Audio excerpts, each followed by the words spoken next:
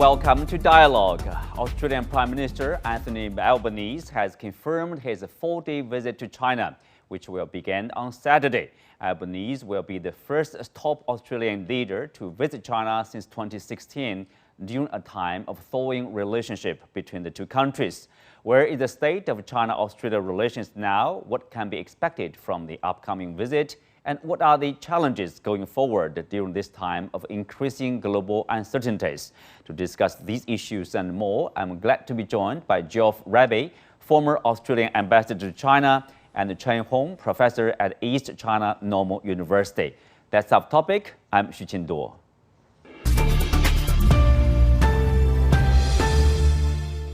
Welcome to Dialogue. We'll start with Ambassador Raby. On this show, we talked about the expectation of the visit by Prime Minister Albanese, and now it's becoming true. So can we say this is a moment to celebrate, to feel happy about, for people who care about this bilateral relationship?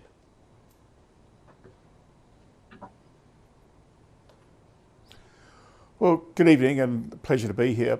Yes, I mean, this is a very important visit, long overdue. The last prime ministerial visit to China was 2016, so it's 7 years without that high-level engagement, which for decades was a fundamental structure of the bilateral relationship. So this, I think, should be seen as the last step towards normalising the bilateral relationship between Australia and China after its very major disruption starting really at the beginning of 2020. Professor Chen Hong, so I mean, let's say if after the success of the visit, I mean, people from both sides will celebrate with Australian wines.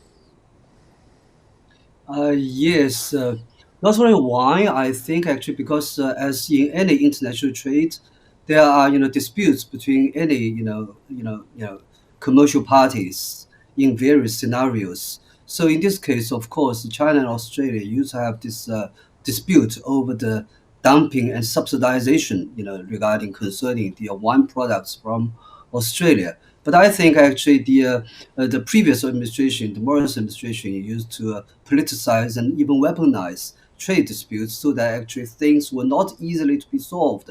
Even, in some situation, it could be even worsened.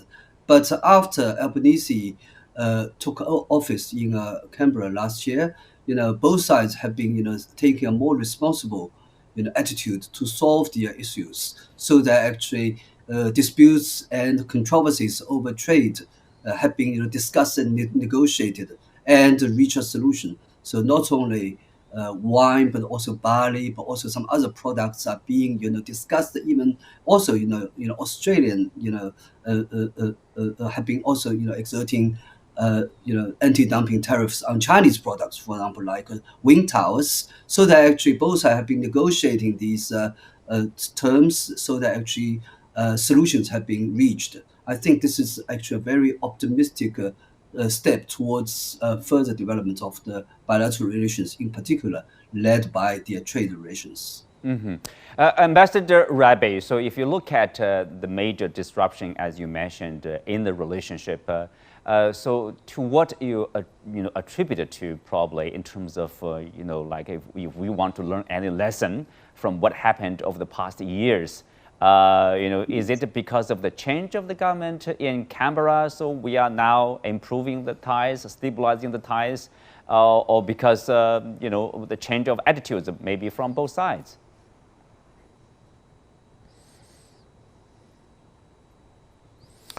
Well, certainly the change of the Australian government has been a major factor. There's also been, I think, a change on the Chinese side in terms of how it's approached its diplomacy, not just with respect to Australia, but more broadly, globally. I think we've seen finally an end to the very self-destructive wolf warrior diplomacy that we witnessed over the last couple of years from China.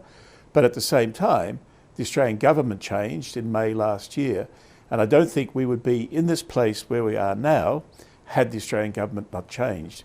Because with that change, there was both, as you suggest, a change of tone and a change of rhetoric.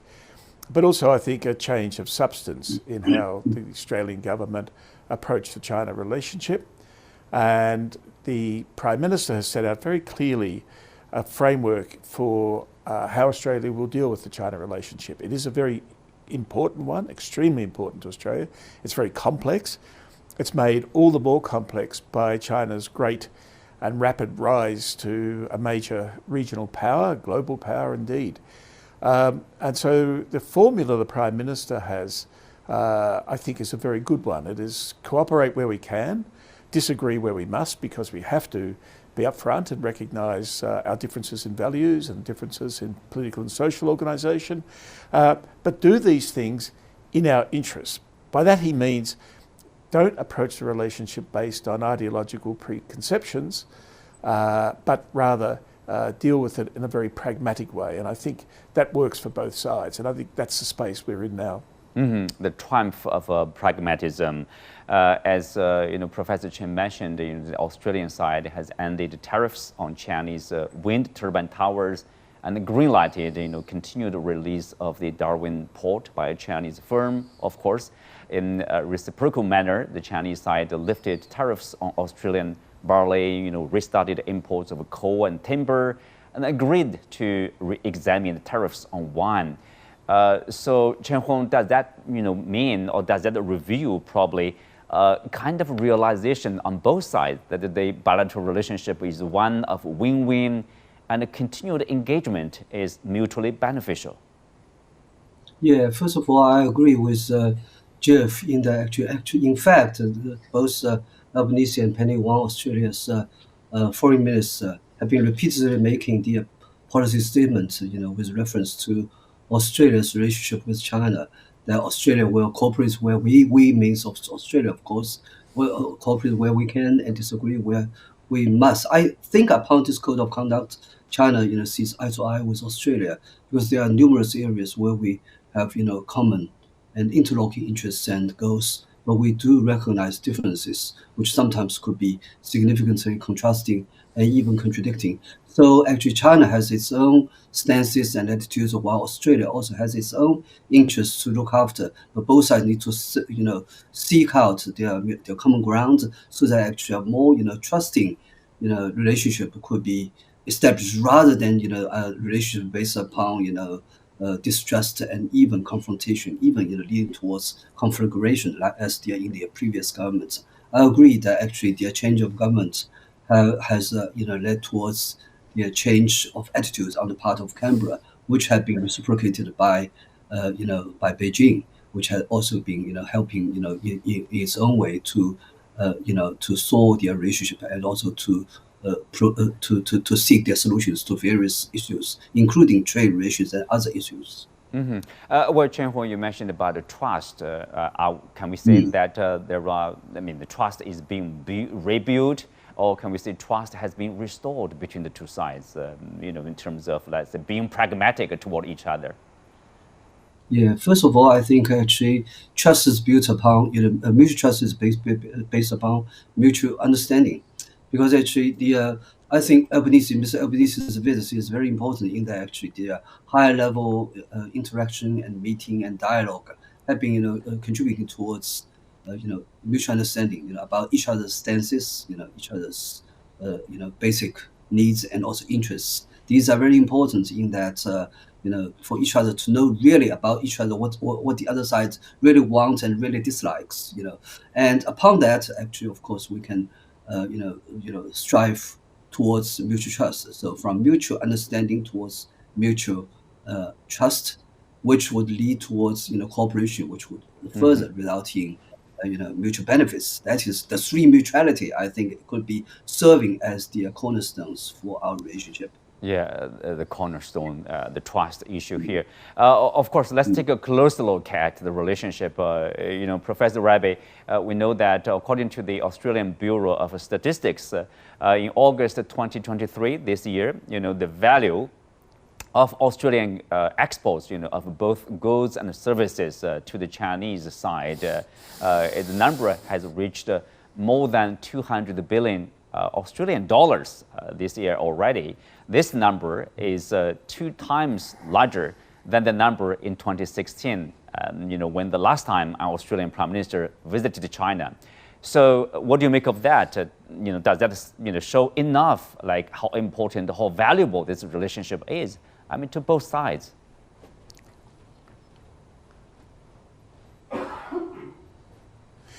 Yes, look, it's astonishing. It's also three times more than it was when I finished my term as ambassador in 2011. And I think in those days we thought that was pretty much a record. So it's extraordinary. It has to be recognised as such and welcomed, of course, and very much welcomed by Australia. It goes a long way to underpinning Australian living standards. And that will be a key message for the Prime Minister when he is here, and also a major reason why the Prime Minister is coming. We are very dependent on Chinese consumption of our exports. So it is a major development. It is remarkable, despite all the differences and issues we've had in our relationship, how much it's continued to grow. It is, of course, heavily dependent on a couple of major commodities, but there's always been great potential to diversify the relationship. And I think this is going to be also another theme of the Prime Minister's visit, that there is tremendous opportunity to diversify into high value added services and into more sophisticated products, including manufactured goods. Speak of the art aspects of this relationship, Professor Chen Hong, from the 1st of this month, we would see more direct flights will be added between China and Australia. So both sides have expressed the hope that this will bridge the way, for easier and better people-to-people exchange. I mean, these people would agree probably this is an important aspect to this bilateral relationship. How do you compare the current situation, people-to-people, to the situation like before the pandemic?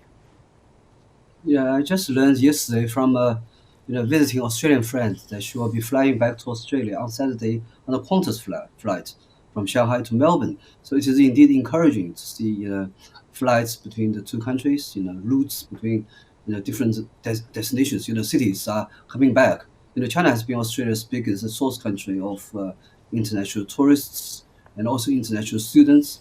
I think the resumption of flights is a meaningful step to normalize or even develop and promote people-to-people exchanges, which is of course very important to the improvement of the bilateral relations. Australia is now in the list of destination countries for group travel from China, and the winter vacation and spring festival holiday season are around the corner. So on the other hand, China is also welcoming international travelers, including tourists from around the world, including Australia. So I'm quite confident that the bilateral travel will come back to its normal, pre-COVID level. Something personal, if you don't mind, Professor Chen Hong. Do you have any plan to go to Australia? I know academic studies, for exchanges with your colleagues in Australia. Given what happened to you, a few years back. Yeah, previously before the pandemic, actually, I used to travel to Australia quite frequently. Usually, on a basis of maybe bi-monthly, maybe once every 2 months, something like that.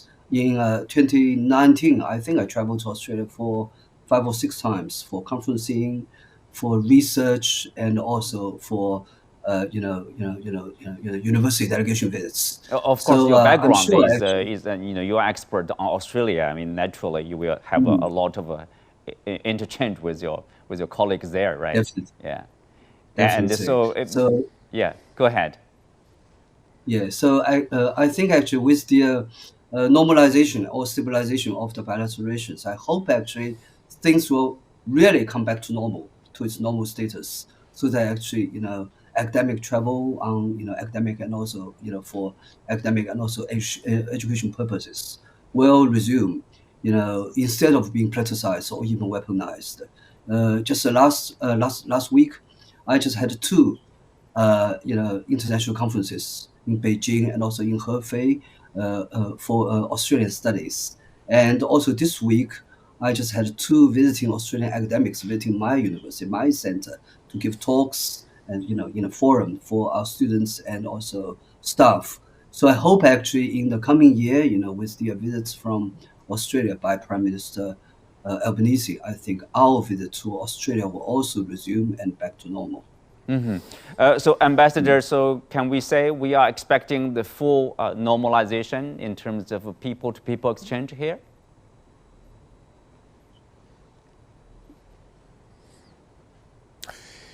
Yes, I think so, and I think we should be clear about it. I don't think we need to hesitate or be too qualified in our language.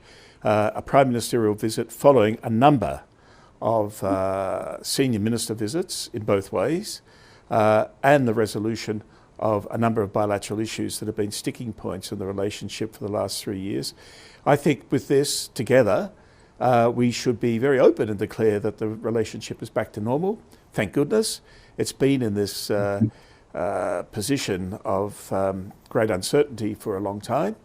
I think the Australian government, for its part, this Chinese government's worked hard as well, but from my point of view, the Australian government has done a very good job at steering our side of the relationship back to where we are today, welcoming a prime ministerial visit in a couple of days. So, yes, we are back to normal. I think we should think about being open to each other for business.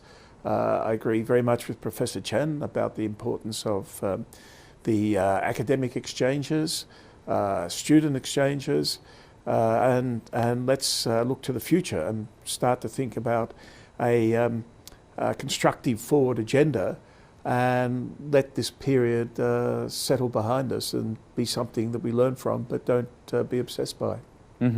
Ambassador, of course, the Prime Minister will be attending this the 6th China International Import Expo in Shanghai. That's for business. We know that's basically China is opening its doors to welcome the import of goods and services from other countries, including Australia. So, what can we expect for that opportunity?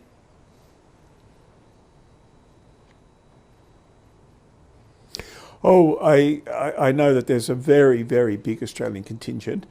Also, there will be connected with that an Australian lunch for the Prime Minister this coming Sunday, where I understand a couple of hundred Australian businesses and their Chinese colleagues will be represented. I've had the good fortune in a private capacity to participate in several of the expos, the import expos in Shanghai. And I can hardly wait for the Australian Prime Minister to see it, to be exposed to the scale, the excitement, the enthusiasm around the expo. It's going to be a very good thing in terms of the Prime Minister's own education. Professor Chen, there's related to this bilateral relationship. Australia has made it known that they will not oppose China's application to TPP, the Comprehensive Progressive Agreement for Trans-Pacific Partnership. That's people would say a high threshold for or higher level of free trade. People would say that's a positive element in terms of thawing the relationship. But of course, if you look at the larger picture, what kind of a role that may play in China's pursuit for higher level of a free trade and investment. We certainly hope that Australia will stick to the rational and realistic principle towards China with regard to China's efforts to join the CPTPP. Globalization is the trend, the unstoppable trend of today's world.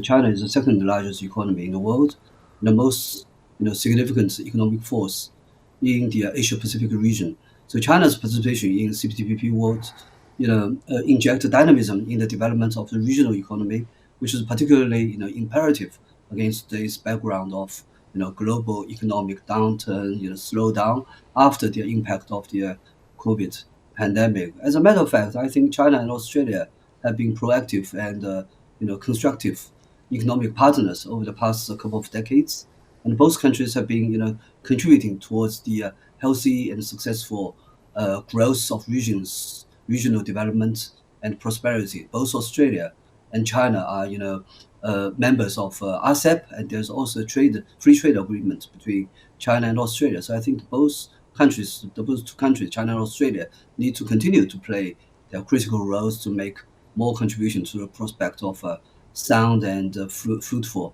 regional and also world economic order.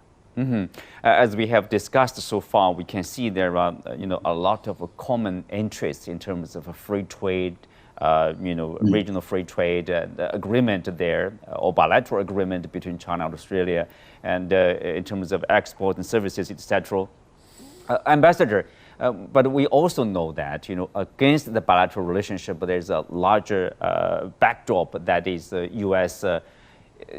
Strategic competition with China, in particular in this Asia-Pacific region. And the Prime Minister has just been to Washington before his China visit. So again, how do you make of this factor of the U.S. in terms of China-Australia relationship here?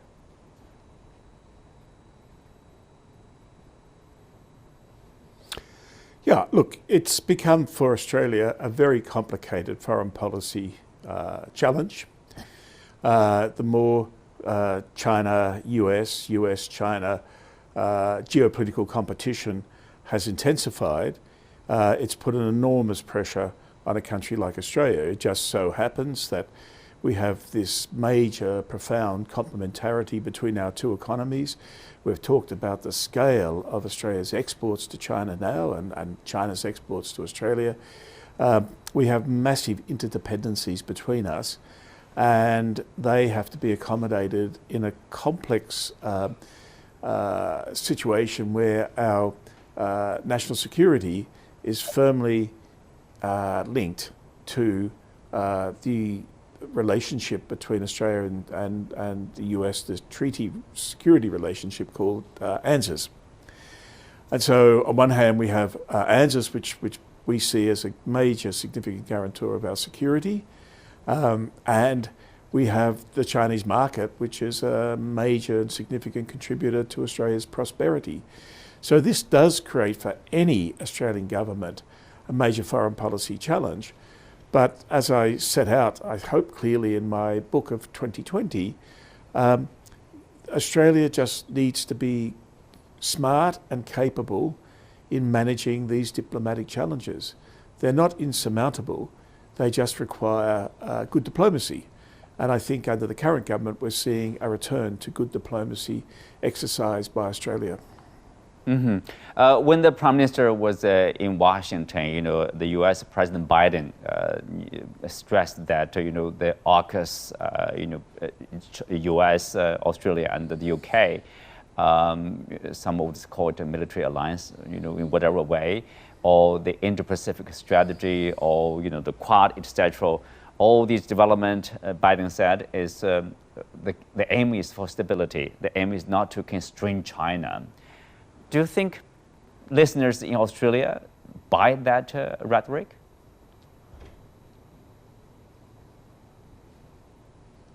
Ambassador? Yeah. Look, to be frank, I don't think any government, Sorry? Yeah, go ahead, please. Thank you. No, to be frank, I don't think any government, either the Australian government, the US government, or the British government, have been very clear or skillful in explaining what AUKUS is all about and how it will eventually operate, if it operates at all. I think the unfortunate thing, for me at least, with AUKUS is that it is a strange Anglo-Saxon arrangement where one of the parties, the United Kingdom, has very minimal strategic interests in the East Asian region and basically no assets or resources in the region to advance those interests. So it's very much a retrograde, I think, development, backward looking. But the governments at the moment are very much committed to it. And every time they meet, of course, they have to talk about it and will talk about it. But, when you look at the timeframes when, for example, Australia might get its first nuclear submarine, the whole strategic landscape in the region will have changed. And it will keep evolving. And it will evolve partly in response to the fact that we've announced this AUKUS pact. It's very dynamic. So it's all got a long way to run. But yes, you can expect this to be an issue to be discussed between our leaders when they meet at the end of the week. Well, Professor Chen Hong, some would say, of course, in the Australian case, on one hand, they have this security relationship with their traditional partner, the US, the ally. On the other hand, they have a strong relationship with the biggest trading partner in China. Some would say Australia has learned to cooperate and coexist with the situation or with China here. How representative is that for a lot of countries? Probably, if they, refuse to choose to side with this country or the other, and they want to benefit from their relationship with both China and the U.S. I mean, can we say that's largely the trend or the choice of the majority of the countries here? Yeah, I think actually the Australia has been caught in between, two strong economic forces in the world. That's the United States and China. But certainly, China doesn't have an interest in asking Australia to take side with it. The United States has been asking Australia to take its side, but China has never been asking Australia to be taking the Chinese side. But I think actually China and Australia has got this comprehensive strategic partnership which has been existing since between the two countries since 2014. These several weeks, I've been writing and speaking, on several occasions in evocation of a new model of China-Australia partnership, which I hope would also be applicable to other countries, because the traditional concept of partnership stresses on the basis of common values, but we need to consider and form a new model of partnership which acknowledges differences and sometimes even tolerates the contradictions. But more importantly, I think this new model prioritizes mutual benefits based on respect and trust. So what we're capable of doing is a model of practical strategic partnership. I call it a practical strategic partnership, which sets itself apart from the more idealistic comprehensive partnership, which some nefarious forces with ulterior motives have been obfuscating with the so-called like-mindedness or common values. In particular, in today's world with enormous and unexpected changes, we need to be realistic and resort to practicality. So I think between China and Australia, both China and Australia are at present working towards this new model, and I hope it will be successful. And this new model could serve as an example, as you said, for the international relations today and also hopefully in the future. Ambassador, of course, to what extent, China-Australian relationship will be or is affected by the relationship between Beijing and Washington. I mean, if the relationship between Washington and Beijing somehow get worse, will that affect? How will that affect this relationship between Australia and China? 1 minute, please.